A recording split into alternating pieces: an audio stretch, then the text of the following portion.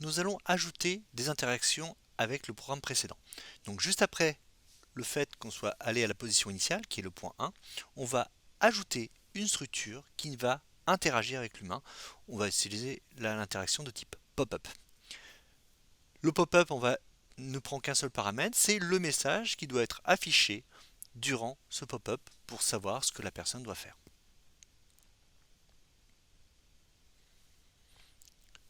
Dans notre programme, le robot prend la boîte à un emplacement et le déplace à l'autre. On va demander à l'humain de prendre la boîte au deuxième emplacement et le remettre au premier.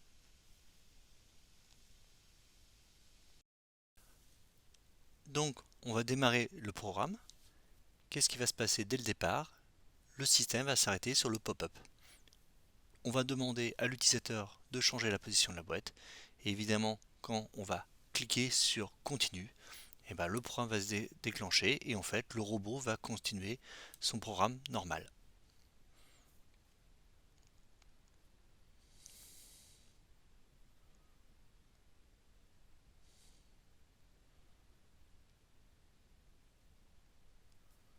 Voilà. C'est pas mal mais c'est pas suffisant. Donc là on va interagir directement sans avoir besoin de passer par la tablette. Pour cela on va utiliser les entrées numériques de notre robot. Alors on a les entrées et les sorties qui sont ici. En rouge on a représenté les entrées et en jaune les sorties. Donc on va juste utiliser un connecteur que l'on va brancher sur les entrées input de notre robot. Donc, on va retravailler sur les connecteurs que je vous ai déjà présentés. On va juste travailler avec l'entrée D0, qui est une entrée input où on va pouvoir envoyer l'information sur le robot. Alors, j'ai la chance de pouvoir utiliser directement des nouveaux connecteurs. Donc, il faut savoir que ces connecteurs, il y a un DD trompeur, il y a des systèmes qui sont ici qui permettent de rendre impossible de se tromper de connecteur. Donc, il faut sélectionner le même codage que pour celui qui est dédié pour le D0. Alors, on va câbler entre la première et la deuxième entrée. Donc la première est un plus 24 volts, c'est marqué dessus. Et la première entrée, c'est la D input 0. Donc j'ai choisi de brancher ces deux fils-là. Et de l'autre côté, bon, là, on travaille juste pour valider l'interface avec un utilisateur. On va juste mettre un interrupteur qui va faire 1 ou 0, qui va connecter les deux fils ou pas, sachant qu'une entrée input par défaut est à 0, elle voit 0 volts, et dès qu'on la connecte à 24 volts, elle voit un 1. Donc un. On va connecter directement notre montage sur le robot, sur les entrées, la première rampe d'input 0. On va positionner l'interrupteur à un endroit stratégique. Bon, ici, dans ce cas-là, ça sera contre la table directement. Et on va voir ce qui se produit en utilisant l'onglet IO quand on va modifier l'interrupteur. Quand on bouge l'interrupteur, on s'aperçoit que Digital Input 0 bascule de 0 à 1. Donc de l'état gris à bleu qui signifie 0 ou 1, low, high. Ainsi, qu'est-ce qu'on va faire? On va modifier notre structure de programme en ajoutant la capacité d'attendre un événement extérieur. Donc on va sélectionner Wait.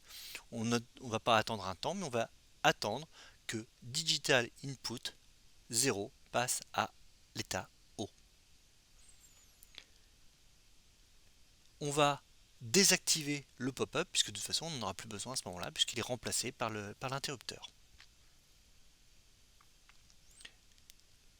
On va mettre en route le programme, il s'arrête.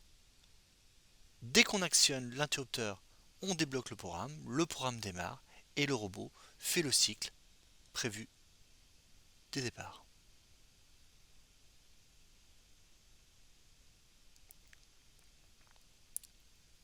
Et voilà. Ce n'est pas encore satisfaisant. Le but étant de créer quelque chose qui va démarrer automatiquement. Donc on va utiliser l'autre input, celle d'à côté. Donc là on laisse l'interrupteur tel qu'il était câblé et on va juste ajouter deux fils en parallèle juste à côté sur l'entrée input 1. Donc c'est pareil, on met un fil rouge sur le plus 24 et l'autre fil sur l'entrée input 1. De l'autre côté de cet input 1, c'est juste deux fils ouverts qui vont nous servir pour effectuer un contacteur manuel. Donc on rebranche au même endroit. Cette fois on a deux fils. Un pour le DI0 et un autre pour le DInput 1. Le DInput 1, on va positionner les deux fils juste à l'emplacement de notre boîte. On va modifier le programme en conséquence en ajoutant à cette attente du DInput 0 à high. On va également attendre le DInput 1 à high également. Ces deux systèmes à 1 en même temps valideront le mouvement du robot. Donc voilà, là je valide le robot au niveau de l'interrupteur. Il n'a pas de boîte, il n'y a pas de contact. Et là on voit que la petite boîte modifiée d'un petit fil métallique va valider le deuxième contact et le robot va démarrer automatiquement dès que la boîte va être placée. Une fois qu'il a fini son mouvement, si je reprends la boîte et que je la remets à l'emplacement d'origine, on va recourt-circuiter les deux fils et comme j'ai supprimé le halt, le programme rentre en boucle et réexécute une deuxième fois le mouvement de la boîte. Donc on a un système automatisé, on n'a plus besoin d'interface utilisateur, le système est totalement autonome.